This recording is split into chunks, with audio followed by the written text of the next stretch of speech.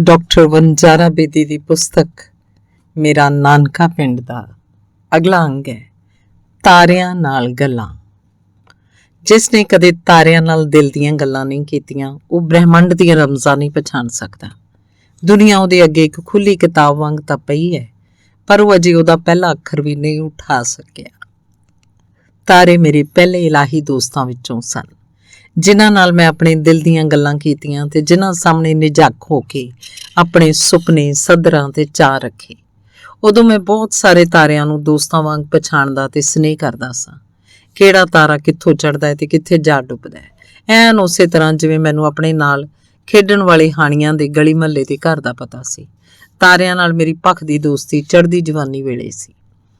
ਆਜ਼ਾਦੀ ਨੇ ਜਿੱਥੇ ਮੇਰੇ ਤੋਂ ਮੇਰੀ ਪਿਆਰੀ ਜਨਮ ਭੂਮੀ ਖੋਹ ਲਈ, ਪੁਰਖਿਆਂ ਦੇ ਵਿਰਸੇ ਨਾਲ ਵਿਛੁੰਨਿਆ, ਉੱਥੋਂ ਮੇਰਾ ਅਸਮਾਨ ਵੀ ਮੇਰੇ ਤੋਂ ਖੋਹ ਲਿਆ। ਉਹ ਅਸਮਾਨ ਜੋ ਮੈਨੂੰ ਰਾਵਲਪਿੰਡੀ ਆਪਣੇ ਮਕਾਨ ਦੀ ਛੱਤ ਤੇ ਲੰਮੇ ਪਿਆ ਰੋਜ਼ ਵਿਖਾਈ ਦਿੰਦਾ ਸੀ ਤੇ ਜਿਹਦੇ ਨਾਲ ਮੈਂ ਚੋਖੀ ਰਾਤ ਤੱਕ ਗੱਲਾਂ ਕਰਦਾ ਰਹਿੰਦਾ ਸਾਂ। ਤਾਰਿਆਂ ਦੀ ਫੁਲਕਾਰੀ ਵਿੱਚ ਕੱਜਿਆ ਨੂਟਿਆ ਮੈਂ ਕਿੰਨੀ ਤਸਕੀਨ ਮਹਿਸੂਸ ਕਰਦਾ ਸਾਂ। ਰਾਵਲਪਿੰਡੀ ਤੋਂ ਹਿਜਰਤ ਕਰਨ ਮਗਰੋਂ ਦਿੱਲੀ 'ਚ ਜਿੱਥੇ ਮੈਨੂੰ ਰਹਿਣਾ ਪਿਆ, ਉਹ ਮਤਰੇਈ ਮਾਂ ਵਾਂਗ ਕੋਈ ਭੂਮੀ ਸੀ ਜਿਹਦਾ ਕੋਈ ਆਕਾਸ਼ ਨਹੀਂ ਸੀ। ਭੀੜੀ ਜੀ ਗਲੀ 'ਚ ਛੋਟੇ ਛੋਟੇ 2 ਕਮਰੇ ਸਨ, ਜਿਹਦੀ ਛੱਤ ਉੱਤੇ ਚੁਬਾਰਾ ਸੀ। ਚੁਬਾਰੇ ਉੱਤੇ ਜੋ ਛੱਤ ਸੀ ਉਹ ਮੇਰੀ ਨਹੀਂ ਸੀ। ਉਸ ਛੱਤ ਨੂੰ ਜੋ ਰਾਹ ਜਾਂਦਾ ਸੀ ਉਹ ਚੁਬਾਰੇ ਉੱਤੇ ਰਹਿੰਦੇ ਦੂਜੇ ਲੋਕਾਂ ਦੇ ਵਿਹੜੇ ਵਿੱਚੋਂ ਦੀ ਲੰਘਦਾ ਸੀ। ਤੰਗ ਜੀ ਗਲੀ ਵਿੱਚੋਂ ਜੋ ਅਸਮਾਨ ਦਾ ਨਿੱਕਾ ਜਿਹਾ ਟੋਟਾ ਵਿਖਾਈ ਵੀ ਦਿੰਦਾ, ਉਸ 'ਚ ਜੋ ਮੁੱਠੀ ਭਰ ਤਾਰੇ ਬਿਖਰੇ ਹੁੰਦੇ, ਉਹਨਾਂ ਨਾਲ ਮੇਰੀ ਪਛਾਣ ਕਾਇਮ ਨਾ ਹੋ ਸਕੀ। ਨਿੱਤ ਨਵੇਂ ਤੇ ਉਪਰੇ ਜੇ ਲੱਗਦੇ, ਕੱਲ੍ਹ ਵਾਲੇ ਨਹੀਂ ਸਨ ਹੁੰਦੇ। ਇਸ ਤਰ੍ਹਾਂ ਹੌਲੇ ਹੌਲੇ ਮੇਰੇ ਤਾਰਿਆਂ ਨਾਲ ਜਾਣ ਪਛਾਣ ਮੁੱਕਦੀ ਗਈ। ਲੱਗਾ ਜਿਵੇਂ ਇਸ ਉਪਰੀ ਧਰਤੀ ਵਿੱਚ ਨਾ ਤਾਂ ਮਹਿਕ ਸੀ ਤੇ ਨਾ ਇਹਦੇ ਅਸਮਾਨ 'ਚ ਰੌਸ਼ਨੀ। ਮਿੱਟੀ ਦੀ ਮਹਿਕ ਤੇ ਚਾਨਣ ਭਰਿਆ ਆਕਾਸ਼ ਮੇਰੇ ਕੋਲ 2 ਕੀਮਤੀ ਚੀਜ਼ਾਂ ਸਨ ਜੋ ਆਜ਼ਾਦੀ ਨੇ ਮੇਰੇ ਤੋਂ ਖੋਹ ਲਈਆਂ। ਫਿਰ ਜਦੋਂ ਮੈਂ ਰਜ਼ੌਰੀ ਗਾਰਡਨ 'ਚ ਆਪਣਾ ਮਕਾਨ ਬਣਾਇਆ, ਨਵੀਂ ਆਬਾਦੀ ਹੋਣ ਕਰਕੇ ਮੇਰੇ ਸਿਰ ਉੱਤੇ ਖੁੱਲ੍ਹਾ ਡੁੱਲਾ ਤੇ ਤਾਰਿਆਂ ਨਾਲ ਭਰਿਆ ਭੁਕੁੰਨਾ ਅਸਮਾਨ ਗਿੱਧੇ ਪਾਉਣ ਲੱਗਾ। ਪਰ ਉਦੋਂ ਤੱਕ ਮੇਰਾ ਤਾਰਿਆਂ ਨਾਲੋਂ ਮੋਹ ਟੁੱਟ ਚੁੱਕਾ ਸੀ, ਪਛਾਣਾਂ ਗੁਆਚ ਗਈਆਂ ਸਨ। ਤਾਰਿਆਂ ਨਾਲ ਜੁੜੀਆਂ ਭਾਵਨਾਵਾਂ ਅੰਦਰੋਂ ਅੰਦਰੀ ਦਮ ਤੋੜ ਗਈਆਂ ਸਨ। ਚੜ੍ਹਦੀ ਜਵਾਨੀ ਵੇਲੇ ਤਾਰੇ ਮੈਨੂੰ ਆਪਣੇ ਅੰਦਰ ਧੜਕਦੇ ਦਿਲ ਵਰਗੇ ਲੱਗਦੇ ਸਨ, ਪਰ ਹੁਣ ਨਿੱਕੀਆਂ ਨਿੱਕੀਆਂ ਬਾਂਝ ਧਰਤੀਆਂ ਜੋ ਸੂਰਜ ਦੀ ਰੌਸ਼ਨੀ ਪੈਣ ਤੇ ਚਮਕ ਉੱਠਦੀਆਂ, ਉਦੋਂ ਮੈਨੂੰ ਤਾਰੇ ਹੋਰ ਤਰ੍ਹਾਂ ਲੱਗਦੇ ਸੀ, ਆਪਣੇ ਪੁਰਖਿਆਂ ਵਾਂਗ, ਰਿਸ਼ੀ ਮੁਨੀਆਂ ਤੇ ਗੁਰੂਆਂ ਵਰਗੇ, ਜਾਂ ਫਿਰ ਆਪਣੀ ਮਹਿਬੂਬਾ ਵਰਗੇ। ਪਰ ਅੱਜ ਸੂਰਜ ਦੀ ਮੰਗ ਵੀ ਰੌਸ਼ਨੀ ਨਾਲ ਜੀਣ ਵਾਲੇ ਪੱਥਰ। ਕਿੰਨਾ ਫਰਕ ਸੀ ਕੱਲ੍ਹ ਤੇ ਅੱਜ ਵਿੱਚ। ਮਾਸੀ ਜੀ ਨੇ ਛੋਟੇ ਹੁੰਦਿਆਂ ਮੈਨੂੰ ਦੱਸਿਆ ਸੀ, ਜਿਹੜਾ ਬੰਦਾ ਦੁਨੀਆ 'ਚ ਨੇਕ ਕਰਮ ਕਰਨਾ ਹੈ ਉਹ ਮਰਨ ਮਗਰੋਂ ਤਾਰਾ ਬਣਨਾ ਹੈ। ਅਸਮਾਨ ਤਾਂ ਜਾਣੋ ਰੱਬ ਦਾ ਵਿਹੜਾ ਹੈ। ਜਿਹੜੇ ਲੋਕ ਆਪਣੇ ਚੰਗੇ ਕਰਮਾਂ ਸਦਕਾ ਰੱਬ ਕੋਲ ਜਾਂਦੇ ਨੇ ਉਹ ਇਸੇ ਵਿਹੜੇ 'ਚ ਰਹਿੰਦੀ ਦੁਨੀਆ ਤੱਕ ਚਮਕਦੇ ਨੇ। ਸਭ ਤੋਂ ਪਹਿਲਾਂ ਮੇਰੀ ਵਾਕਫੀ ਧਰੂ ਤਾਰੇ ਨਾਲ ਹੋਈ। ਮਸ਼ਾਲ ਵਾਂਗ ਲਟ ਲਟ ਦਮਕਦਾ, ਪਛਾਣ ਵੱਖਰੀ ਤੇ ਪੱਕੇ ਪੈਰੀਂ ਖੜੋਤਾ। ਚੜ੍ਹਦੀ ਜਵਾਨੀ ਤੱਕ ਉਹ ਮੇਰਾ ਆਦਰਸ਼ ਬਣਿਆ ਰਿਹਾ, ਮੇਰਾ ਸੁਨਹਿਰਾ ਸੁਪਨਾ। ਮੈਂ ਵੀ ਧਰੂ ਵਾਂਗ ਭਗਤੀ ਦਾ ਰਾਹ ਚੁਣਨਾ ਚਾਹਿਆ, ਪਰ ਉਹ ਰਾਹ ਮੇਰੀਆਂ ਹੋਣੀਆਂ ਦੇ ਪਰਛਾਵਿਆਂ ਦੇ ਗੂੜੇ ਯੱਖ ਹਨੇਰੇ 'ਚ ਗੁਆਚ ਗਿਆ। ਉਨੀ ਦਿਨੀ ਮੈਂ ਅੱਧੀ ਰਾਤ ਤੱਕ ਧਰੂ ਨਾਲ ਗੱਲਾਂ ਕਰਦਾ ਰਹਿੰਦਾ ਤੇ ਇੱਕ ਦਿਨ ਸਵੇਰੇ ਜਾਗ ਕੇ ਮੈਂ ਧਰੂ ਭਗਤ ਤੇ ਨਾਟਕ ਲਿਖਣ ਬੈਠ ਗਿਆ ਤੇ ਸ਼ਾਮ ਤੱਕ ਮੁਕਾ ਕੇ ਉੱਠਿਆ। ਧਰੂ ਦੇ ਨੇੜੇ 7 ਸਿਤਾਰੇ ਹੋਰ ਸਨ, 4 ਮੰਜੀ ਵਾਂਗ ਤੇ 3 ਚੁੱਲ੍ਹੇ ਵਾਂਗ। ਮੰਜੀ ਤੇ ਧਰੂ ਤਾਰਾ ਦਿਨੇ ਚੌਕੜੀ ਮਾਰ ਕੇ ਭਗਤੀ ਕਰਦਾ, ਰਾਤੀ ਪ੍ਰਗਟ ਹੋ ਕੇ ਲੋਕਾਂ ਦੇ ਦਿਲਾਂ ਅੰਦਰ ਭਗਤੀ ਦੀ ਭਾਵਨਾ ਤੇ ਨੈਤਿਕਤਾ ਦੀਆਂ ਕਦਰਾਂ ਜਗਾਉਂਦਾ। ਭਗਤ ਲੋਕ ਜ਼ਿਆਦਾਤਰ ਰਾਤੀ ਜਾਗਦੇ ਹਨ। ਧਰੂ ਦੀ ਭਗਤੀ ਦਾ ਕੁਝ ਅੰਸ਼ ਜੋ ਪ੍ਰਾਪਤ ਹੁੰਦਾ ਹੈ। ਬਾਕੀ ਤਿੰਨੇ ਤਾਰੇ ਧਰੂ ਦੀ ਰਸੋਈ ਨੇ, ਚੁੱਲ੍ਹੇ ਦੇ 3 ਮੁੰਨੇ। ਇਹਨਾਂ ਚੁੱਲ੍ਹਿਆਂ ਉੱਤੇ ਦੁਨੀਆ 'ਚ ਵਸਦੇ ਭਗਤਾਂ ਲਈ ਦਿਨੇ ਲੰਗਰ ਪੱਕਦਾ ਹੈ, ਜੋ ਰਾਤੀ ਧਰੂ ਦੀਆਂ ਕਿਰਨਾਂ ਦੁਆਰਾ ਰਹੱਸਮਈ ਢੰਗ ਨਾਲ ਭਗਤਾਂ ਤੱਕ ਪਹੁੰਚਦਾ ਹੈ। ਇਸੇ ਵਾਸਤੇ ਭਗਤਾਂ ਨੂੰ ਭੁੱਖ ਨਹੀਂ ਲੱਗਦੀ। ਰਾਤ ਵੇਲੇ ਜੋ ਭੋਜਨ ਦਾ ਰਸ ਅੰਦਰ ਲੰਘਾਉਂਦੇ ਰਹਿੰਦੇ ਨੇ, ਇਹ ਸਭ ਗੱਲਾਂ ਮੈਂ ਨਾਨੀ ਜੀ ਤੋਂ ਸੁਣੀਆਂ। ਪਰ ਚੰਦੇ ਮੰਗਣ ਆਈ ਮਿਸ਼ਰਾਣੀ ਕਿਹਾ ਕਰਦੀ, ਇਹ 7 ਤਾਰੇ ਰਿਸ਼ੀ ਨੇ ਜੋ ਜਨਕ ਦੇ ਜ਼ਮਾਨੇ 'ਚ ਹੋਏ। ਆਪਣੇ ਸ਼ੁਭ ਕਰਮਾਂ ਦੀ ਕੀਰਤੀ ਦੀ ਮਹਿਕ ਸਦਕਾ ਉਹਨਾਂ ਨੂੰ ਧਰੂ ਦੇ ਨੇੜੇ ਥਾਂ ਮਿਲੀ। ਇਹਨਾਂ ਤਾਰਿਆਂ 'ਚੋਂ ਇੱਕ ਰਿਸ਼ੀ ਅੰਗ ਰਸਤਾ ਏ, ਇਸੇ ਤੋਂ ਸਾਡੀ ਗੋਤ ਦਾ ਮੁੱਢ ਬੱਝਿਆ। ਇਹੋ ਸਾਡੀ ਕੁਲ ਦਾ ਅਧਿਆਤਮਕ ਗੁਰੂ ਏ, ਸਾਡੀ ਸਾਰੀ ਗੋਤ ਦਾ ਰਾਖਾ, ਸਾਡੇ ਸਾਰਿਆਂ ਦਾ ਦੁੱਖ ਦਲਿੱਦਰ ਆਪਣੇ ਸਿਰ ਲੈਣ ਵਾਲਾ। ਮੈਂ ਇਹਨਾਂ 7 'ਚੋਂ ਇੱਕ ਨੂੰ ਅੰਗ ਰਸ ਮਿਥ ਲਿਆ। ਹਰ ਰੋਜ਼ ਰਾਤੀ ਉਹਨੂੰ ਵੇਖ ਕੇ ਪ੍ਰਸੰਨ ਹੋਇਆ ਕਰਦਾ। ਨਿੱਕੇ ਹੁੰਦਿਆਂ ਸਾਡੇ ਗੁਆਂਢ 'ਚ ਇੱਕ ਹਿੰਦੂ ਕੁੜੀ ਦਾ ਵਿਆਹ ਸੀ। ਵੇਦੀ ਦੀਆਂ ਲਾਵਾਂ ਹੋਣੀਆਂ ਸੀ। ਵੇਦੀ ਦੀਆਂ ਲਾਵਾਂ ਅਸੀਂ ਕਦੇ ਨਹੀਂ ਸੀ ਵੇਖੀਆਂ। ਸੋ ਦੋਵੇਂ ਭੈਣ ਭਰਾ ਅੱਧੀ ਰਾਤ ਤੱਕ ਜਾਗਦੇ ਰਹੇ। ਲਾਵਾਂ ਮਗਰੋਂ ਪੰਡਤ ਨੇ ਅਸਮਾਨ ਵੱਲ ਇਸ਼ਾਰਾ ਕਰਕੇ ਇੱਕ ਤਾਰਾ ਕੰਨਿਆ ਨੂੰ ਵਿਖਾਇਆ। ਇਹ ਅਰਧੰਤੀ ਸੀ। ਇਸ ਤਾਰੇ ਨੂੰ ਵੇਖਣ ਨਾਲ ਸੁਹਾਗ ਲੰਮੀ ਉਮਰ ਭੋਗਦਾ ਹੈ ਤੇ ਕੰਨਿਆ ਸੱਤ ਧਰਮ 'ਚ ਸਥਿਰ ਰਹਿੰਦੀ ਹੈ। ਅਰਧੰਤੀ ਵਿਸ਼ਿਸ਼ਟ ਦੀ ਪਤਨੀ ਸੀ, ਜਿਹਨੂੰ ਪਤੀ ਭਗਤੀ ਕਾਰਨ ਵਿਸ਼ਿਸ਼ਟ ਦੇ ਨੇੜੇ ਹੀ ਸਥਾਨ ਪ੍ਰਾਪਤ ਹੋਇਆ। ਵਿਆਹ ਦਾ ਮਹੂਰਤ ਕੱਢਣ ਵੇਲੇ ਇਹਨਾਂ ਦੋਹਾਂ ਤਾਰਿਆਂ ਦੇ ਯੋਗ ਨੂੰ ਧਿਆਨ ਵਿੱਚ ਰੱਖਿਆ ਜਾਂਦਾ ਹੈ। ਵਿਸ਼ਿਸ਼ਟ ਸਪਤ ਰਿਸ਼ੀਆਂ ਵਿੱਚੋਂ ਸੀ। ਉਦੋਂ ਤੋਂ ਮੈਂ ਅਰਧੰਤੀ ਨੂੰ ਪਛਾਣਦਾ। ਇਹ ਛੋਟਾ ਜਿਹਾ ਤਾਰਾ ਮੈਨੂੰ ਆਪਣੀ ਦਾਦੀ ਵਰਗਾ ਪਿਆਰਾ ਲੱਗਦਾ ਹੈ, ਕੋਮਲ ਹਿਰਦੇ ਵਾਲਾ ਤੇ ਮੂੰਹ ਭਿੱਜਾ। ਅਸਮਾਨ 'ਚ ਤਾਰਿਆਂ ਦੀਆਂ ਨਿੱਕੀਆਂ ਵੱਡੀਆਂ ਟੋਲੀਆਂ ਹਨ, ਜਿਨ੍ਹਾਂ ਨੂੰ ਸਾਡੀ ਦਾਦੀ ਜੀ ਕੁੱਲ ਕੁਟੰਬ ਕਿਹਾ ਕਰਦੇ। ਉਹਨਾਂ 'ਚੋਂ ਕੁਝ ਕੁ ਨੂੰ ਮੈਂ ਛੋਟੀ ਉਮਰੇ ਪਛਾਣਨ ਲੱਗ ਪਿਆ। ਇੱਕ ਵਹਿੰਗੀ ਸੀ। ਇਹ ਮੈਂ ਪਹਿਲੀ ਵਾਰ ਆਪਣੇ ਨਾਨਕੇ ਘਰ ਦੀ ਛੱਤ ਉੱਤੇ ਖਲੋ ਕੇ ਵੇਖੀ ਸੀ। ਨਾਨੀ ਜੀ ਤਾਰਿਆਂ ਨਾਲ ਭਰੇ ਭੁਕੁੰਨੇ ਅਸਮਾਨ ਵੱਲ ਇਸ਼ਾਰਾ ਕਰਕੇ ਕਿਹਾ ਸੀ, ਉਹ ਵੇਖੇ ਨਾ ਪੁੱਤਰਾ, ਸਰਵਣ ਵਹਿੰਗੀ। ਇਸ ਵਹਿੰਗੀ ਕੀ ਰੋਜ਼ ਤੱਕਿਆ ਕਰ। ਮਾਂ ਪਿਓ ਨਿਵਾਸਤੇ ਚਾਉ ਜਾਗਣਾ। ਤੇ ਸਰਵਣ ਨੇ ਅੰਨੇ ਮਾਪਿਆਂ ਦੀ ਬੜੀ ਸੇਵਾ ਕੀਤੀ ਸੀ। ਉਹਨਾਂ ਨੂੰ ਵਹਿੰਗੀ 'ਚ ਬਿਠਾ ਕੇ ਤੀਰਥਾਂ ਦਾ ਰਟਨ ਕਰਵਾ ਰਿਹਾ ਸੀ। ਇੱਕ ਦਿਨ ਸਰਵਣ ਦੇ ਮਾਪਿਆਂ ਨੂੰ ਪਿਆਸ ਲੱਗੀ। ਸਰਵਣ ਛੱਪੜ ਤੋਂ ਪਾਣੀ ਲੈਣ ਗਿਆ। ਰਾਜੇ ਦਸ਼ਰਥ ਨੇ ਹਿਰਨ ਜਾਣ ਕੇ ਪੈਰਾਂ ਦੀ ਆਵਾਜ਼ ਤੇ ਤੀਰ ਛੱਡਿਆ, ਜੋ ਸਰਵਣ ਦੇ ਸੀਨੇ ਵਿੱਚੋਂ ਪਾਰ ਹੋ ਗਿਆ। ਸਰਵਣ ਦੀ ਮੌਤ ਸੁਣ ਕੇ ਉਹਦੇ ਮਾਪਿਆਂ ਨੇ ਵੀ ਪ੍ਰਾਣ ਤਿਆਗ ਦਿੱਤੇ। ਇਹਨਾਂ ਤਿੰਨਾਂ ਨੂੰ ਮਰਨ ਮਗਰੋਂ ਆਕਾਸ਼ 'ਚ ਜੋ ਸਥਾਨ ਪ੍ਰਾਪਤ ਹੋਇਆ, ਉਹ ਵਹਿੰਗੀ ਦੀ ਸ਼ਕਲ ਦਾ ਹੈ। ਮੈਂ ਰਾਤੀ ਰੋਜ਼ ਬੜੇ ਚਾਅ ਨਾਲ ਵਹਿੰਗੀ ਵੇਖਿਆ ਕਰਦਾ ਸਾਂ, ਪਰ ਜਦੋਂ ਪੜ੍ਹਾਈ ਦੇ ਦਿਨਾਂ 'ਚ ਹੀ ਮੇਰੇ ਪਿਤਾ ਜੀ ਚਲਾਣਾ ਕਰ ਗਏ, ਸਿਰ ਤੇ ਇੱਕ ਵੱਡੇ ਪਰਿਵਾਰ ਦਾ ਬੋਝ ਪੈ ਗਿਆ, ਤਾਂ ਮੇਰੀ ਵਹਿੰਗੀ ਦੀ ਬਰਕਤ 'ਚੋਂ ਵਿਸ਼ਵਾਸ ਉੱਡ ਗਿਆ। ਵਹਿੰਗੀ ਨਾਲ ਮੇਰਾ ਨਾਤਾ, ਮੇਰਾ ਮੋਹ ਇਉਂ ਟੁੱਟ ਗਿਆ ਜਿਵੇਂ ਕੋਈ ਘੜਾ ਭੱਜ ਕੇ ਠੀਕਰ ਹੋ ਗਿਆ ਹੋਵੇ। ਇੱਕ ਹੋਰ ਝੁਰਮਟ ਮਾਇਆ ਦਾ ਕੋਠਾ ਹੈ, ਜਿਹੜੇ ਸਾਡੇ ਨਾਨਕੇ ਪਿੰਡ ਦਾ ਹਟਵਾਣੀਆਂ ਮੂਲਾ ਰੋਜ਼ ਰਾਤੀ ਵੇਖਿਆ ਕਰਦਾ ਸੀ। ਉਹਨੇ ਮੈਨੂੰ ਉਹ ਕੋਠਾ ਵੇਖਣ ਲਈ ਪ੍ਰੇਰਦੇ ਹੋਏ ਕਿਹਾ ਸੀ, ਤੂੰ ਰੋਜ਼ ਰਾਤੀ ਮਾਇਆ ਨਾਲ ਕੋਠਾ ਤੱਕਿਆ ਕਰ, ਬਸ ਤੈਂਡੇ ਘਰ ਵਲਾ ਛਲਾ ਹੋ ਜਾਸਨ ਤੇ ਸਾਰਾ ਧਨ ਉੱਥੋਂ ਹੀ ਝੜਦਾ ਏ। ਪਰ ਉਹ ਕੋਠਾ ਮੈਨੂੰ ਕਦੇ ਵੀ ਵੇਖਣਾ ਨਸੀਬ ਨਾ ਹੋਇਆ, ਕਿਉਂ ਜੋ ਕੋਠਾ ਤਾਂ ਸਿਰਫ ਰਾਤ ਨੂੰ ਹੀ ਵੇਖਿਆ ਜਾ ਸਕਦਾ ਸੀ, ਤੇ ਰਾਤ ਨੂੰ ਮੂਲਾ ਕਦੇ ਸਾਡੇ ਘਰ ਨਹੀਂ ਸੀ ਆਇਆ, ਤੇ ਮੈਨੂੰ ਹਨੇਰਾ ਪੈਣ ਮਗਰੋਂ ਘਰੋਂ ਕੋਈ ਨਿਕਲਣ ਨਹੀਂ ਸੀ ਦਿੰਦਾ। ਹੋਰ ਕਿਸੇ ਨੂੰ ਉਸ ਕੋਠੇ ਦੀ ਦਿਸ਼ਾ ਦਾ ਪਤਾ ਨਹੀਂ ਸੀ। ਪਰ ਮੂਲੇ ਹਟਵਾਣੀਏ ਦੀ ਗੱਲ ਜਦੋਂ ਮੈਂ ਆਪਣੇ ਪਿਤਾ ਜੀ ਨੂੰ ਸੁਣਾਈ ਤਾਂ ਕਹਿਣ ਲੱਗੇ, ਐਵੇਂ ਮੂਲਾ ਬਕਦਾ ਹੈ। ਜੇ ਮਾਇਆ ਦਾ ਕੋਠਾ ਵੇਖਣ ਨਾਲ ਧਨ ਆਉਣਾ ਹੁੰਦਾ ਤਾਂ ਖੁਦ ਟਕੇ ਲਈ ਸਿਸਕੀਆਂ ਕਿਉਂ ਲੈਂਦਾ ਫਿਰਦਾ। ਪੈਸਾ ਤਾਂ ਲਹੂ ਪਸੀਨੇ ਦੀ ਕਮਾਈ ਹੈ। ਤੇ ਮੇਰੀ ਸ਼ੁਰੂ ਤੋਂ ਹੀ ਪੜ੍ਹਨ ਲਿਖਣ 'ਚ ਲਗਨ ਸੀ। ਇੱਕ ਵਾਰ ਮੈਂ ਨਾਨਾ ਜੀ ਨੂੰ ਕਿਹਾ, ਜੇ ਮਾਇਆ ਦਾ ਕੋਠਾ ਆਸਮਾਨ 'ਚ ਹੋ ਸਕਦਾ ਤੇ ਕਿਤਾਬਾਂ ਦਾ ਕੋਠਾ ਵੀ ਜ਼ਰੂਰ ਹੋ ਸੀ, ਤੇ ਮੈਨੂੰ ਉਹ ਚਾਹ ਵਿਖਾਓ। ਤੇ ਕਿਤਾਬਾਂ ਦਾ ਕੋਠਾ ਤਾਂ ਸਾਰੇ ਅਸਮਾਨ ਨਹੀਂ ਏ। ਨਾਲੇ ਲੋਕੀ ਆਖਦੇ ਨੇ ਤਾਰੇ ਸੁਪਨੇ ਵਿੱਚ ਲੋਕਾਂ ਕੀ ਗਿਆਨ ਦਿੰਦੇ ਨੇ। ਤੇ ਫਿਰ ਨਾਨਾ ਜੀ ਜ਼ਰਾ ਰੁੱਕ ਕੇ ਕਹਿਣ ਲੱਗੇ, ਇਹ ਜਿਹੜੀ ਅਚਾਨਕ ਕਦੇ ਕੋਈ ਗੱਲ ਸੁਝਦੀ ਹੈ ਨਾ, ਇਹ ਪੁੱਤਰਾ ਤਾਰੇ ਹੀ ਸੁਝਾਉਂਦੇ ਨੇ। ਝਟਕੂ ਮਗਰੋਂ ਤਾਰਿਆਂ ਵੱਲ ਧਿਆਨ ਨਾਲ ਵੇਖਦੇ ਕਹਿਣ ਲੱਗੇ, ਕਿਤਾਬਾਂ ਦਾ ਕੋਠਾ ਤਾਂ ਨਹੀਂ, ਮੈਂ ਤੁਹਾਨੂੰ ਕਲਮ ਦਵਾਤ ਵਿਖਾਣਾ ਹੈ। ਕਹਿੰਦੇ ਨੇ ਇਸੇ ਕਲਮ ਨਾਲ ਰੱਬ ਸਾਡੇ ਸਭਨਾਂ ਦੀ ਤਕਦੀਰ ਲਿਖਣਾ ਹੈ। ਤੇ ਕਾਫੀ ਚਿਰ ਸਾਰੇ ਅਸਮਾਨ ਤੇ ਉਹ ਇਉਂ ਨਜ਼ਰ ਫੇਰਦੇ ਰਹੇ ਜਿਵੇਂ ਕੋਈ ਗੁਆਚੀ ਚੀਜ਼ ਲੱਭ ਰਹੇ ਹੋਣ। ਫਿਰ ਉਹਨਾਂ ਮੈਨੂੰ ਇੱਕੋ ਕਤਾਰ ਵਿੱਚ ਟਿਮਟਿਮਾਉਂਦੇ 3-4 ਤਾਰੇ ਵਿਖਾਉਂਦੇ ਕਿਹਾ, ਉਹ ਵੇਖ ਕਲਮ ਹੈ। ਤੇ ਨਾਲ ਹੀ ਤਾਰਿਆਂ ਦੇ ਇੱਕ ਹੋਰ ਝੁਰਮਟ ਵੱਲ ਇਸ਼ਾਰਾ ਕਰਦੇ ਕਿਹਾ, ਉਹ ਪਰੇ ਵੇਖ ਦਵਾ ਤੇ। ਫਿਰ ਨਾਨਾ ਜੀ ਮੁਸਕਰਾ ਕੇ ਕਹਿਣ ਲੱਗੇ, ਇਸੇ ਕਲਮ ਨਾਲ ਦੁਨੀਆ ਦੀ ਤਕਦੀਰ ਲਿਖੀ ਗਈ ਹੈ, ਤੇ ਮੇਰਾ ਦਿਲ ਕਰਦਾ ਮੈਂ ਉਸ ਅਸਮਾਨੀ ਕਲਮ ਫੜ ਕੇ ਕਦੀ ਉਹਦੇ ਨਾਲ ਬਹੁਤ ਕੁਝ ਲਿਖਾਂ। ਰੌਸ਼ਨੀ ਦੀ ਕਲਮ ਨਾਲ ਲਿਖੇ ਅੱਖਰ ਕਦੇ ਮਿਟਦੇ ਨਹੀਂ, ਅਮਰ ਹੋ ਜਾਂਦੇ ਨੇ। ਅਸਮਾਨ 'ਚ ਮੈਨੂੰ ਸਭ ਤੋਂ ਅਜੀਬ ਤਾਰਾ ਵਹੁਟੀਆਂ ਦਾ ਤਾਰਾ ਲੱਗਾ। ਉਹਦੀ ਚਮਕ ਦਮਕ ਨਿਰਾਲੀ ਸੀ। ਇੱਕ ਦਿਨ ਮੇਰੀ ਸਵੇਰੇ ਅੱਖ ਖੁੱਲ ਗਈ। ਮੇਰੀ ਨਜ਼ਰ ਆਕਾਸ਼ ਤੇ ਘੁੰਮਦੀ ਇੱਕ ਤਾਰੇ ਤੇ ਜਾ ਰੁਕੀ, ਜੋ ਪੂਰੇ ਜਲੌਅ 'ਚ ਚਮਕ ਰਿਹਾ ਸੀ। ਸਭ ਤਾਰੇ ਡੁੱਬ ਗਏ ਸੀ, ਪਰ ਉਹ ਆਪਣੀ ਪੂਰੀ ਹੋਂਦ ਨਾਲ ਟਿਮਟਿਮਾ ਰਿਹਾ ਸੀ, ਜਿਵੇਂ ਉਹਨੂੰ ਸੂਰਜ ਦੀ ਪਰਵਾਹ ਨਾ ਹੋਏ। ਇਹ ਤਾਰਾ ਕਿਹੋ ਜਿਹਾ ਹੈ, ਕਿੰਨਾ ਨਿਰਾਲਾ ਹੈ। ਸਭ ਛੁਪ ਗਏ ਨੇ, ਪਰ ਇਹ ਅਜੇ ਚਮਕ ਰਿਹਾ। ਮੈਂ ਨਾਨੀ ਜੀ ਨੂੰ ਦੱਸਿਆ, ਇਹ ਵਹੁਟੀਆਂ ਦਾ ਤਾਰਾ ਹੈ। ਬੇਜੀ ਨੇ ਦੱਸਿਆ ਤੇ ਇਸ ਤਾਰੇ ਬਾਰੇ ਬੜੀਆਂ ਅਜੀਬ ਗੱਲਾਂ ਦੱਸੀਆਂ।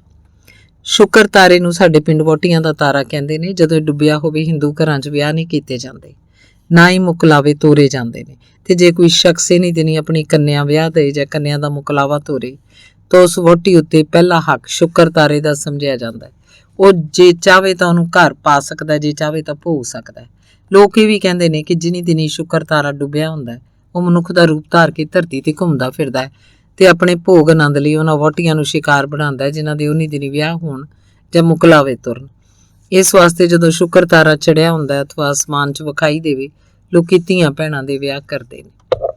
ਪਿੰਡ ਦੀ ਮਿਸ਼ਰਾਣੀ ਕਿਹਾ ਕਰਦੀ, ਜਿਹੜੀ ਧੀ ਧਿਆਣੀ ਤਾਰੇ ਡੁੱਬੇ ਤੇ ਵਿਆਹੀ ਵੰਝੇ, ਉਹਦਾ ਘਰ ਕਦੇ ਨਹੀਂ ਵਸਦਾ। ਉਹ ਕੁੜੀ ਜਾਂ ਤਾਂ ਪਰਾਏ ਮਰਦਾਂ ਵੱਲ ਝਾਕਣੀ ਫਿਰਨੀ ਹੈ, ਤੇ ਜਾਂ ਫਿਰ ਵਿਧਵਾ ਹੋ ਜਾਣੀ ਹੈ, ਤੇ ਜਾਂ ਫਿਰ ਵੇਸਵਾ ਵਰਗਾ ਜੀਵਨ ਗੁਜ਼ਾਰਨੀ ਹੈ। ਤੇ ਸ਼ੁਕਰ ਉਹਨਾਂ ਘਰ ਵਸਣ ਨਹੀਂ ਦੇਣਾ।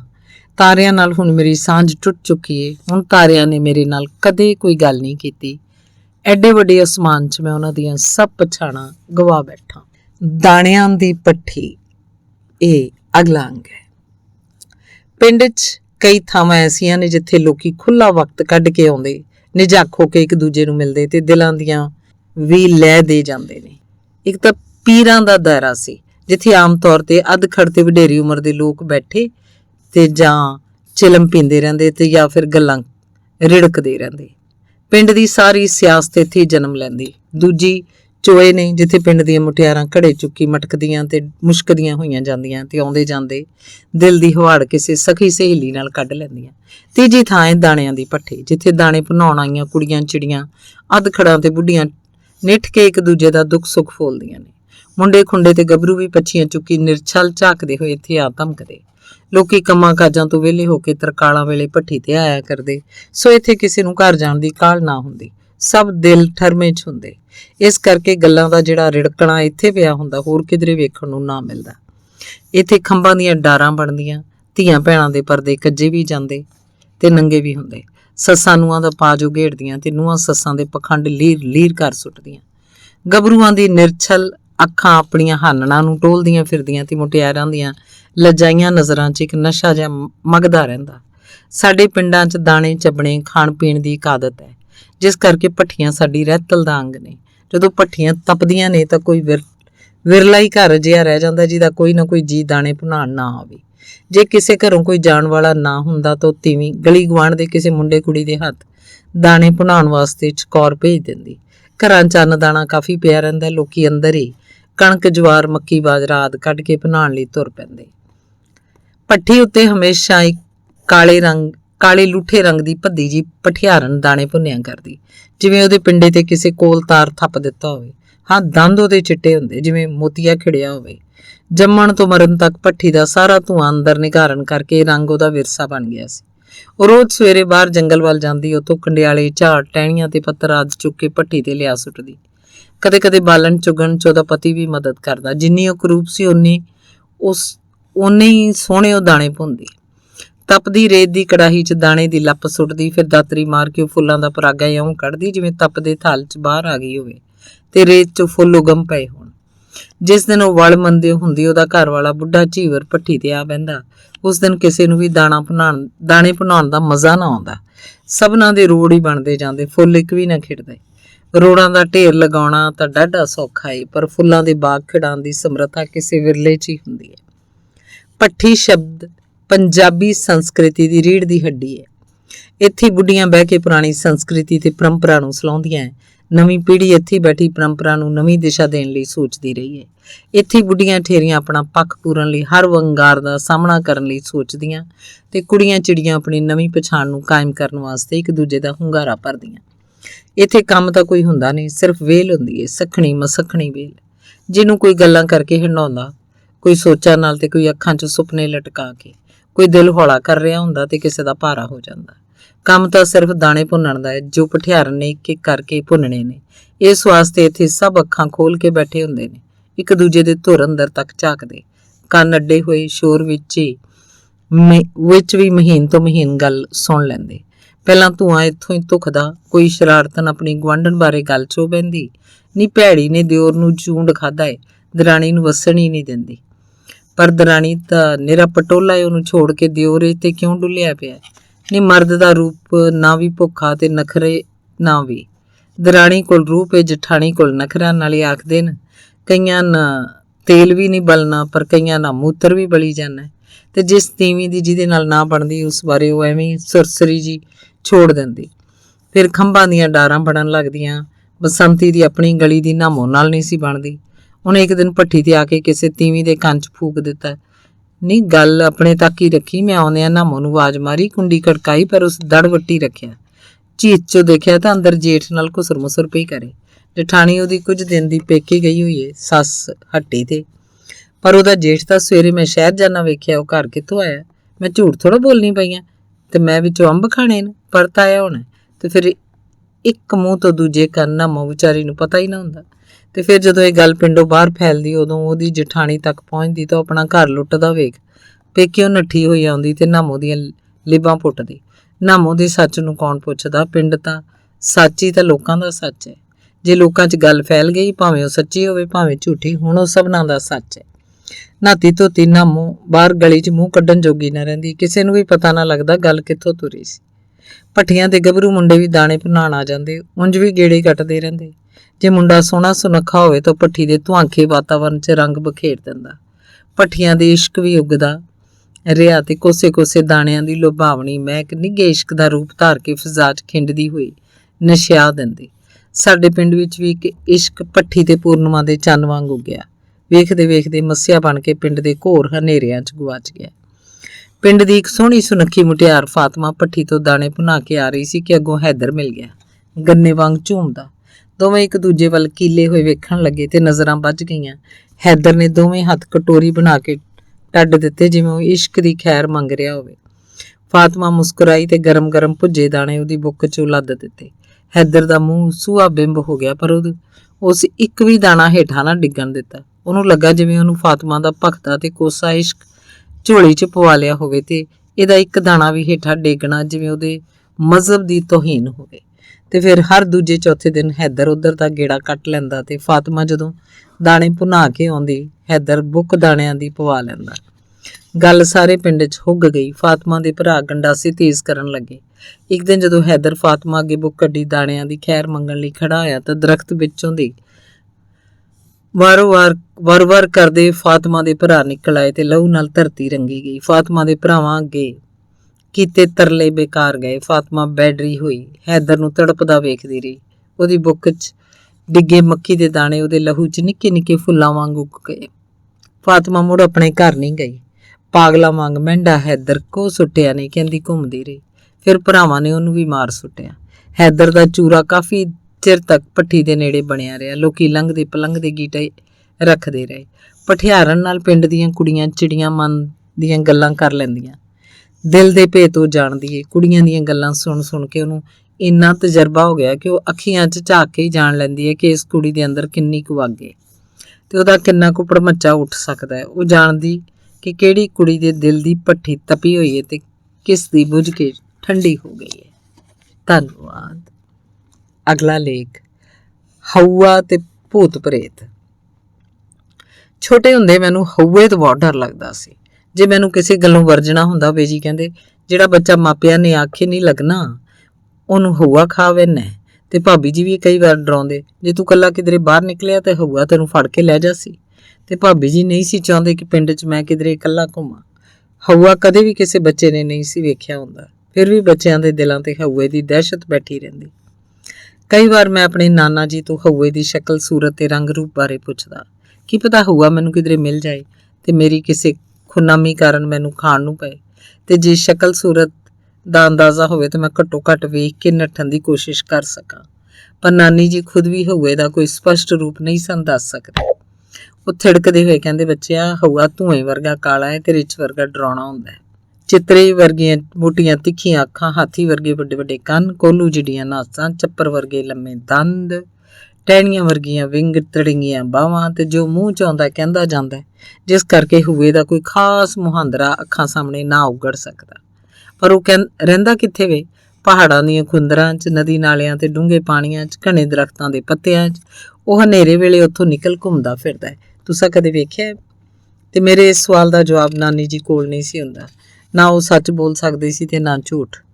ਹਨੇਰੇ ਨਾਲ ਹਊਏ ਦਾ ਸੰਕਲਪ ਜੁੜ ਜਾਣ ਕਰਕੇ ਮੈਨੂੰ ਹਨੇਰੇ ਤੋਂ ਹਮੇਸ਼ਾ ਡਰ ਲੱਗਦਾ। ਹਨੇਰੇ 'ਚ ਮੈਨੂੰ ਕਈ ਸੂਰਤਾਂ ਉੱਭਰਦੀਆਂ ਡਰਾਉਣੇ ਆਕਾਰਾਂ 'ਚ ਫੈਲਦੀਆਂ ਤੇ ਘੂਰਦੀਆਂ ਵਿਖਾਈ ਦਿੰਦੀਆਂ। ਮਨੁੱਖ ਦਾ ਹਨੇਰੇ ਨਾਲ ਹਮੇਸ਼ਾ ਵੈਰ ਰਿਹਾ ਤੇ ਉਹ ਹਨੇਰੇ ਨੂੰ ਹਮੇਸ਼ਾ ਰੌਸ਼ਨੀ 'ਚ ਬਦਲਣ ਦੇ ਆਹਰ 'ਚ ਲੱਗਾ ਰਿਹਾ। ਹਊਆ ਤਾਂ ਭੂਤ ਪ੍ਰੇਤ ਹੁੰਦਾ। ਮਾਸੀ ਜੀ ਦੱਸਿਆ ਕਰਦੇ, ਕਈ ਪ੍ਰਾਣੀ ਮਰਨ ਮਗਰੋਂ ਪ੍ਰੇਤ ਬਣ ਕੇ ਲੋਕਾਂ ਕੀ ਬਹੁਤ ਸਤਾਉਂਦੇ ਨੇ। ਤੇ ਫਿਰ ਭੂਤਾਂ ਪ੍ਰੇਤਾਂ ਦੀਆਂ ਗੱਲਾਂ ਛਿੜ ਪੈਂਦੀਆਂ। ਭੂਤਾਂ ਦੀਆਂ ਗੱਲਾਂ ਸ਼ੁਰੂ ਹੁੰਦੀਆਂ ਤਾਂ ਸੁਮਿਤਰਾ ਆਪਣੇ ਪੇਕੇ ਪਿੰਡ ਦੀ ਇਹ ਗੱਲ ਜ਼ਰੂਰ ਸੁਣਾਉਂਦੀ। ਮੇਰੇ ਪੇਕੇ ਪਿੰਡ ਦਾ ਇੱਕ ਆਜੜੀ ਸੀ, ਰੋਜ਼ ਜੰਗਲ 'ਚ ਇੱਜੜ ਚਾਰਨ ਵਾਸਤੇ ਜਾਂਦਾ। ਇੱਕ ਵਾਰ ਉਹ ਇੱਜੜ ਚਾਰਦਾ ਹੋਇਆ ਉੱਚੀ ਦੰਦੀ ਵੱਲ ਨਿਕਲ ਗਿਆ। ਉੱਥੇ ਕਾਫੀ ਸਾਰੀਆਂ ਬੇਰੀਆਂ ਸੀ ਤੇ ਕੱਚੀਆਂ ਲੀਲਾਂ ਜੋ ਬੱਕਰੀਆਂ ਬੜੇ ਚਾਅ ਨਾਲ ਖਾਂਦੀਆਂ। ਇੱਕਦਮ ਵੇਖਦੇ ਵੇਖਦੇ ਇੱਕ ਬੱਕਰੀ ਦੰਦੀ ਦੇ ਸਿਰੇ ਤੇ ਜਾ ਖੜੀ ਹੋਈ। ਆਜੜੀ ਉਹਨੂੰ ਅੱਗੋਂ ਦੀ ਹੋ ਕੇ ਸ਼ਿਸ਼ਕਾਰਨ ਲੱਗਾ। ਦੰਦੀ ਕੱਚੀ ਸੀ, ਉਹ ਖੁਰਨ ਲੱਗੀ ਤੇ ਆਜੜੀ ਬੱਕਰੀ ਸਮੇਤ ਹੇਠਾਂ ਡੂੰਘੀ ਖਾਈ 'ਚ ਜਾ ਡਿੱਗਾ। ਦੋਹਾਂ ਨੇ ਪ੍ਰਾਣ ਤਿਆਗਤੇ। ਅਣਿਆਈ ਮੌਤ ਹੋਣ ਕਰਕੇ ਜਮਦੂਤ ਉਹਨਾਂ ਦੇ ਪ੍ਰਾਣਾਂ ਨੂੰ ਲੈਣ ਨਾ ਆਏ। ਦੋਹਾਂ ਦੀਆਂ ਰੂਹਾਂ ਦੰਦੀ ਦੇ ਨੇੜੇ ਤੇੜੇ ਭਟਕਦੀਆਂ ਰਹੀਆਂ। ਉਸ ਜੰਗਲ 'ਚੋਂ ਲੰਘਦੇ ਕਈ ਲੋਕਾਂ ਨੇ ਨੇਰੇ ਸਵੇਰੇ ਦੋਹਾਂ ਦੇ ਭੂਤ ਵੇਖੇ ਨੇ। ਆਜੜੀ ਦੇ ਨਾਲ ਉਹਦੀ ਬੱਕਰੀ ਵੀ ਹੁੰਦੀ ਏ। ਉਹ ਭੁੱਲੇ ਭਟਕੇ ਮੁਸਾਫਰਾਂ ਦਾ ਰਾਹ ਰੋਕ ਕੇ ਉਹਨਾਂ ਨੂੰ ਦੁੱਧ ਪਿਲਾਉਂਦਾ ਹੈ ਤੇ ਜਿਹੜਾ ਪੀ ਲੈਂਦੇ ਉਹਨੂੰ ਸ਼ੂਕ ਦਾ ਤਾਪ ਚੜ ਜਾਂਦਾ ਜਾਂ ਉਹਦੀਆਂ ਹੱਡੀਆਂ ਅੰਦਰੀ ਖੁਰਨ ਲੱਗਦੀਆਂ ਨੇ। ਇੱਕ ਵਾਰੀ ਪਿੰਡ ਦੇ ਇੱਕ ਜੱਟ ਬੂਟ ਨੇ ਆਜੜੀ ਤੋਂ ਦੁੱਧ ਦਾ ਛੰਨਾ ਲੈ ਕੇ ਪੀ ਲਿਆ। ਸ਼ਹਿਦ ਵਰਗਾ ਮਿੱਠਾ, ਜਿਵੇਂ ਅੰਮ੍ਰਿਤ ਦੇ ਘੁੱਟ ਅੰਦਰ ਲੰਘ ਰਹੇ ਹੋਣ। ਤੇ ਜਦੋਂ ਜੱਟ ਨੂੰ ਲੋਕਾਂ ਤੋਂ ਪਤਾ ਚੱਲਿਆ ਆਜੜੀ ਦਾ ਭੂਤ ਏ, ਬੱਕਰੀ ਭੂਤਨੀ, ਤਾਂ ਜੱਟ ਨੇ ਮੰਜਾ ਮੱਲ ਲਿਆ। ਪਿੰਡੇ 'ਚ ਚੀਸਾਂ ਉੱਠਣ ਜਿਵੇਂ ਜਿਸਮ 'ਚ ਕਿਸੇ ਧੂਣੀ ਤੋਂ ਖਾਤੀ ਹੋਵੇ। ਬੜੇ ਇਲਾਜ ਕਰਾਏ। ਪੂਰੇ ਸਾਲ ਬਾਅਦ ਸਿਆਣਿਆਂ ਦੇ ਟੂਣਿਆਂ ਤੇ ਤਵੀਤਾਂ ਨਾਲ ਕਿਧਰੇ ਜਾ ਕੇ ਠੀਕ ਹੋਇਆ। ਇਹ ਸਭ ਗੱਲਾਂ ਮਨੋਂ ਜੋੜੀਆਂ ਹੋਈਆਂ ਨੇ। ਕੋਲ ਬੈਠੇ ਵੱਡੇ ਮਾਸੀ ਜੀ ਕਹਿਣ ਲੱਗੇ, ਉਹ ਸਕੂਲ 'ਚ ਪੜ੍ਹਾਉਂਦੇ ਸੀ ਤੇ ਇਹਨਾਂ ਗੱਲਾਂ ਵਿੱਚ ਉੱਕਾ ਵਿਸ਼ਵਾਸ ਨਹੀਂ ਸੀ ਰੱਖਦੇ। ਇਹ ਤਾਂ ਮਨ ਦੇ ਵਹਿਮ ਹੀ ਨਹੀਂ, ਜੱਟ ਨੂੰ ਬਿਮਾਰ ਕਰ ਦਿੱਤਾ। ਉੱਥੇ ਪਿੰਡ ਦੀ ਨੈਣ ਵੀ ਬੈਠੀ ਸੀ। ਉਹ ਸੁਮਿਤਰਾ ਦੀਆਂ ਗੱਲਾਂ ਬੜੀ ਦਿਲਚਸਪੀ ਨਾਲ ਸੁਣ ਰਹੀ ਸੀ। ਮਾਸੀ ਜੀ ਦੀ ਗੱਲ ਸੁਣ ਕੇ ਕਹਿਣ ਲੱਗੀ, ਪੜ੍ਹੇ ਲਿਖੇ ਭਾਵੇਂ ਇਹਨਾਂ ਗੱਲਾਂ ਨੂੰ ਨਾ ਮੰਨਣ, ਪਰ ਹੈ ਨੇ ਸੱਚੀਆਂ। ਮੈਂ ਤੁਹਾਨੂੰ ਸਭਰਾਈ ਦੀ ਗੱਲ ਸੁਣਾਨੀ ਆ, ਜਿਹੜੀ ਤ੍ਰੀਮਤ ਗਰਭ ਜਾਂ ਪਰਸੂਤ 'ਚ ਮਰ ਵੰਜੇ, ਉਹ ਭੂਤਨੀ ਬਣਨੀ ਹੈ। ਫਿਰ ਉਹ ਸਭਰਾਈ ਦੀ ਗੱਲ ਇਉਂ ਸੁਣਾਉਂਦੀ ਜਿਵੇਂ ਸਭ ਕੁਝ ਉਹ ਸੱਖੀ ਡਿੱਠਾ ਹੋਵੇ। ਸਾਡੇ ਪਿੰਡ ਇੱਕ ਨੈਣ ਸਭਰਾਈ ਰਹਿੰਦੀ ਸੀ। ਬੱਚਾ ਹੋਣ 'ਚ ਥੋੜੇ ਜਿਹੇ ਦਿਨ ਰਹਿੰਦੇ ਸੀ। ਉਹ ਖੂਹ ਤੋਂ ਪਾਣੀ ਭਰ ਕੇ ਲਿਆ ਰਹੀ ਸੀ ਕਿ ਢੱਕੀ ਤੋਂ ਪੈਰ ਤਿਲਕਿਆ। ਰੁੜਦੀ ਰੁੜਦੀ ਕਿਤੇ ਦੀ ਕਿਤੇ ਜਾ ਪਈ। ਸਾਰਾ ਜਿਸਮ ਨੁਚੜਿਆ ਗਿਆ, ਮਰ ਕੋ ਪ੍ਰੇਤ ਬਣ ਗਈ। ਪਿੰਡ 'ਚ ਜਿਸ ਕਿਸੇ ਦੇ ਘਰ ਵਿਆਹ ਹੁੰਦਾ ਉਹ ਜਾ ਪਹੁੰਚਦੀ, ਢੋਲਕੀ ਫੜ ਕੇ ਕੁੱਟਦੀ ਤੇ ਬੜੀ ਮਿੱਠੀ ਰਹਾ 'ਚ ਗੀਤ ਗਾਉਂਦੀ। ਲੋਕਾਂ ਨੂੰ ਬਸ ਗੀਤ ਹੀ ਸੁਣਾਈ ਦਿੰਦੇ, ਨਾ ਢੋਲਕੀ ਦਿਸਦੀ ਤੇ ਨਾ ਗਾਉਣ ਵਾਲੀ। ਇੱਕ ਵਾਰੀ ਪਿੰਡ 'ਚ ਜਵਾਨ ਮੌਤ ਹੋ ਗਈ। ਇੱਕ ਨੈਣ ਪਤਾ ਨਹੀਂ ਕਿੱਧਰੋਂ ਆ ਗਈ, ਬੜਾ ਸਿਆਪਾ ਕੀਤਾ। ਇੱਕ ਵੈਣ ਪਾਉਂਦੀ ਤਾਂ ਪੱਥਰ ਪਿਘਲ ਜਾਂਦੇ। ਤੀਵੀਆਂ ਨੇ ਪਿੱਟ ਕੇ ਛਾਤੀਆਂ ਨੀਲੀਆਂ ਕਰਵਾ ਲਈਆਂ। ਮੁੜੋ ਨੈਣ ਕਦੇ ਕਿਸੇ ਨਹੀਂ ਡਿੱਠੀ।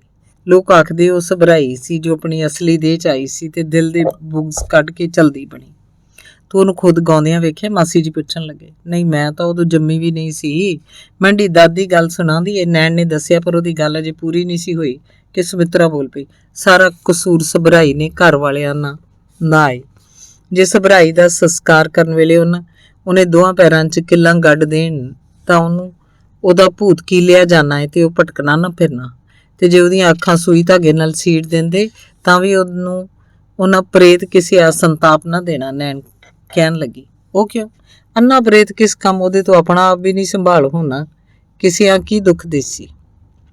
ਤੇ ਸਿਆਣੇ ਇੱਕ ਹੋਰ ਉਪਾਅ ਵੀ ਦੱਸਣੇ ਨੇ। ਬੇਜੀ ਕਹਿੰਦੇ, ਜਿੱਧਰੋਂ ਉਹਦੀ ਅਰਥੀ ਲੰਘੇ ਰਾਹ 'ਚ ਸਰੋਂ ਦੇ ਬੀਜ ਤੇ ਤਿਲ ਬਿਖੇਰਦੇ ਜਾਓ। ਪ੍ਰੇਤ ਦੇ ਘਰ ਵੱਲ ਮੂੰਹ ਕਰੋ ਤਾਂ ਉਹਦੀਆਂ ਅੱਖਾਂ 'ਚ ਸਰੋਂ ਫੁੱਲਣੀ ਹੈ ਤੇ ਤਿਲਾਂ ਦੀ ਚਰਬੀ ਅੱਖਾਂ ਅੱਗੇ ਚੜ ਜਾਣੀ ਹੈ।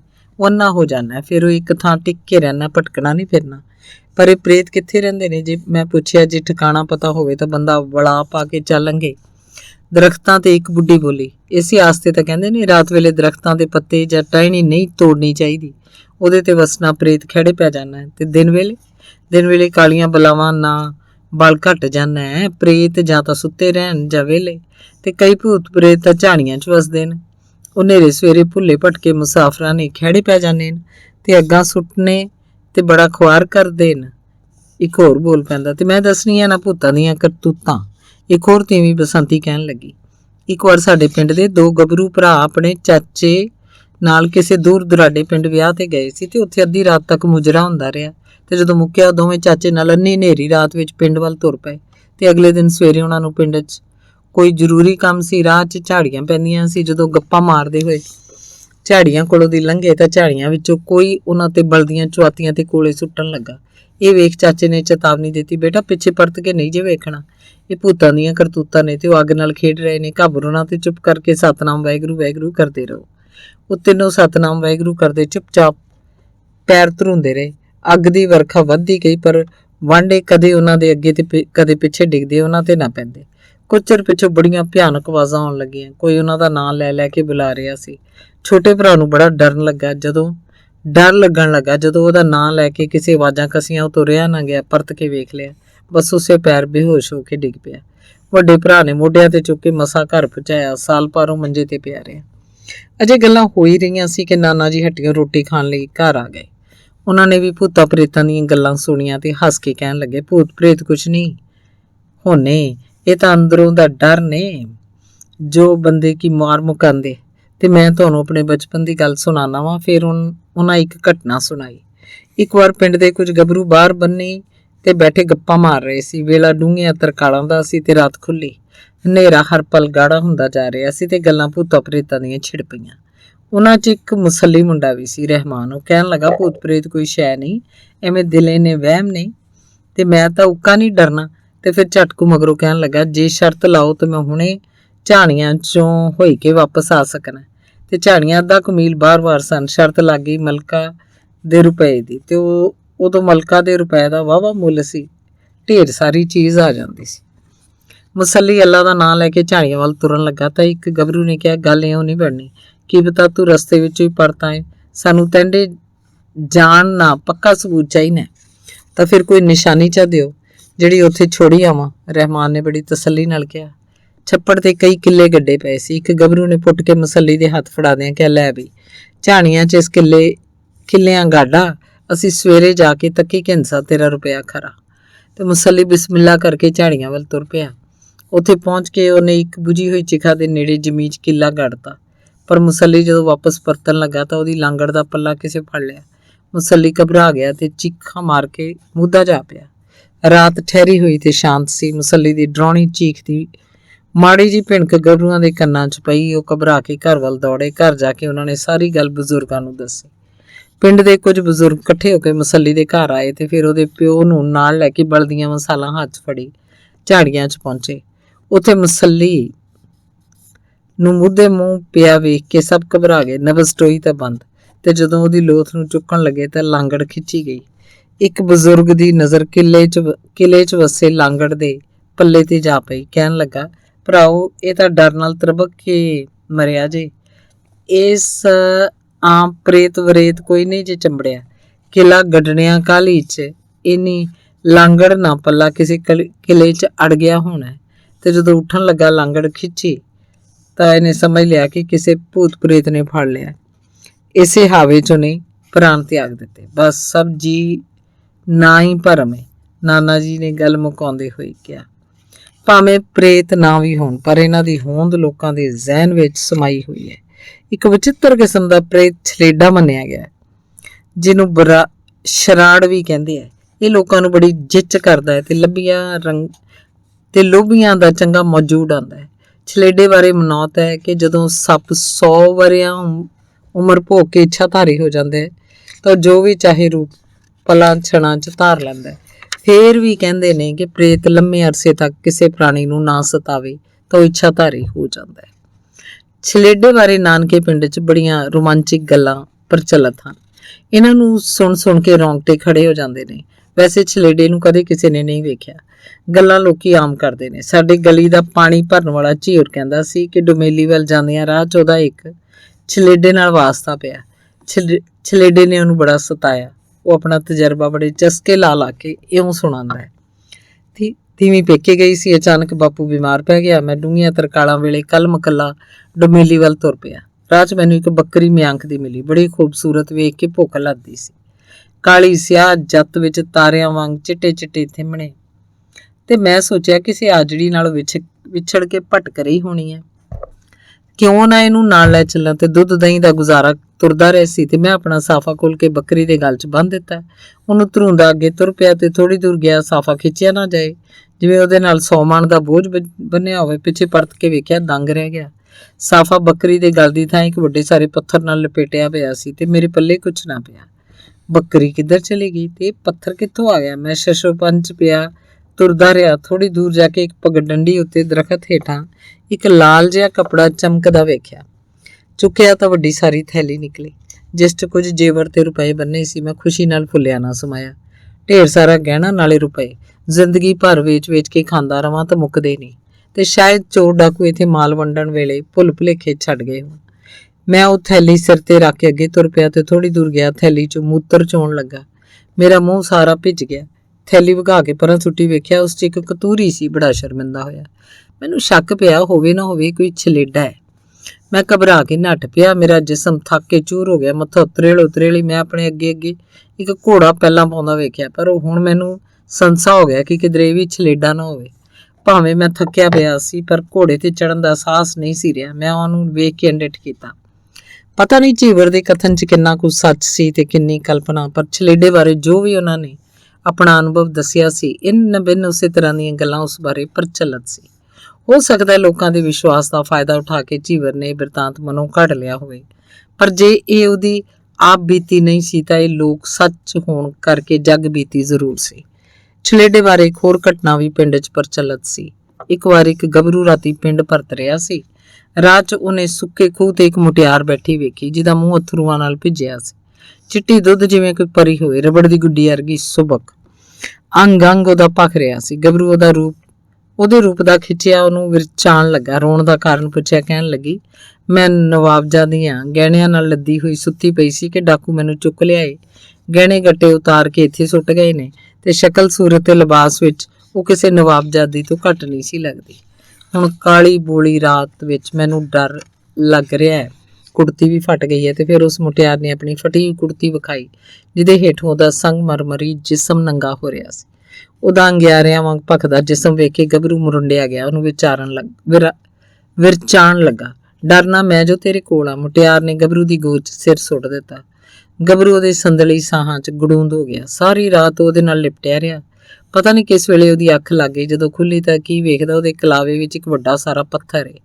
ਤਾਂ ਉਹਨੂੰ ਸਮਝ ਆਈ ਵੀ ਉਹ ਖੂਬਸੂਰਤ ਮੁਟਿਆਰ ਛਲੇਡੀ ਸੀ। ਜਿੱਥੇ ਕਿਧਰੇ ਭੂਤਾਂ ਪ੍ਰੇਤਾਂ ਦਾ ਵਾਸਾ ਹੋਵੇ, ਉਸ ਥਾਂ ਨੂੰ ਕੱਚੀ ਪੱਕੀ ਕਹਿੰਦੇ ਹੈ।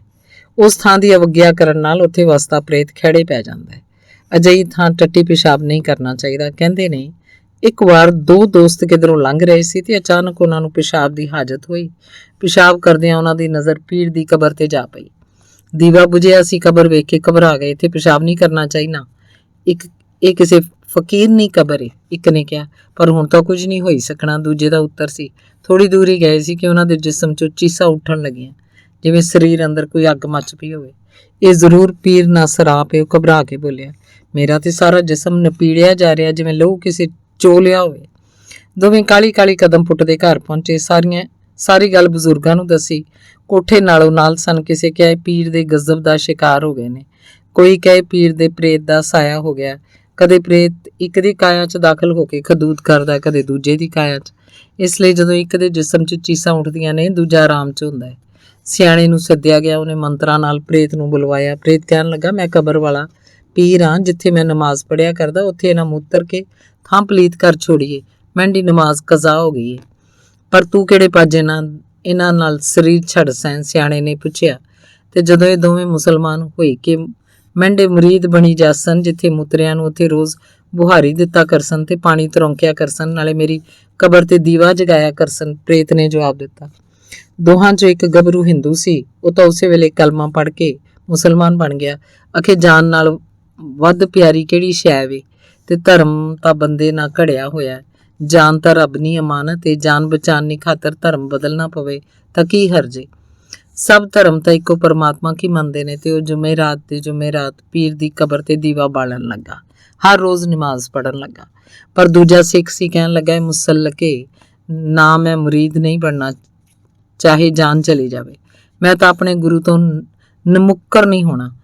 ਪੀਰ ਤੇ ਪ੍ਰੇਤ ਨੇ ਉਹਨੂੰ ਬੜੇ ਤਸੀਹੇ ਦਿੱਤੇ। ਇੱਕ ਵਾਰ ਉਹ ਛੱਪੜ 'ਚ ਡੁੱਬਦਾ ਬਚਿਆ।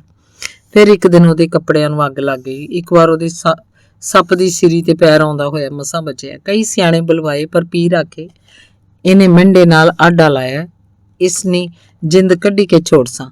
ਤੇ ਇੱਕ ਵਾਰ ਪਿੰਡ 'ਚ ਇੱਕ ਸੰਤ ਆਏ, ਬੜੇ ਗੁਰਮੁਖ। ਉਹਨਾਂ ਨੂੰ ਜਦੋਂ ਸਾਰੀ ਗੱਲ ਦਾ ਪਤਾ ਲੱਗਾ, ਕਹਿਣ ਲੱਗੇ, ਮੈਂ ਹੁਣੇ ਇਸ ਮੁਸਲਕੇ ਨਾਲ ਸਿੱਝਣਾ ਵਾਂ। ਤੇ ਪਹਿਲਾਂ ਉਹਨਾਂ ਮੁੰਡੇ ਨੂੰ ਨਵਾ ਧਵਾ ਕੇ ਆਪਣੇ ਸਾਹਮਣੇ ਬਿਠਾ ਲਿਆ, ਸੁਖਮਨੀ ਦਾ ਪਾਠ ਕੀਤਾ। ਫਿਰ ਗੁਰਬਾਣੀ ਦੀ ਕੋਈ ਤੁਕ ਕਾਗਜ਼ ਤੇ ਲਿਖ ਕੇ ਉਹਦਾ ਤਵੀਤ ਬਣਾ ਕੇ ਕੰਠ 'ਚ ਲਟਕਾ ਦਿੱਤਾ। ਫਿਰ ਸੂਰ ਦਾ ਮਾਸ ਰਿੰਨ ਕੇ ਖਵਾਇਆ ਤੇ ਕਿਹਾ, ਤੂੰ ਦੋਵੇਂ ਵੇਲੇ ਸੂਰ ਖਾਇਆ ਕਰ। ਇਸ ਪੀਰ ਨਾ ਤੁਖਮ ਵੀ ਤੈਂਡੇ ਨਜ਼ਦੀਕ ਨਾ ਆਵਸੀ।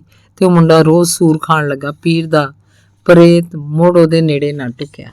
ਪਿੰਡ ਦੇ ਲੋਕੀ ਡੈਣਾ, ਚੁੜੇਲਾਂ ਤੇ ਭੂਤਨੀਆਂ ਤੋਂ ਵੀ ਬੜੇ ਘਬਰਾਉਂਦੇ ਆ। ਭੂਤਨੀ ਛੱਪੜ 'ਚ ਡੁੱਬ ਕੇ ਮੋਈ ਜਾਂ ਗਰਭ ਦੇ ਦੌਰਾਨ ਬਿਮਾਰੀ ਨਾਲ ਮਰੀ ਤੀਵੀਂ ਦਾ ਪ੍ਰੇਤ ਹੁੰਦਾ ਹੈ।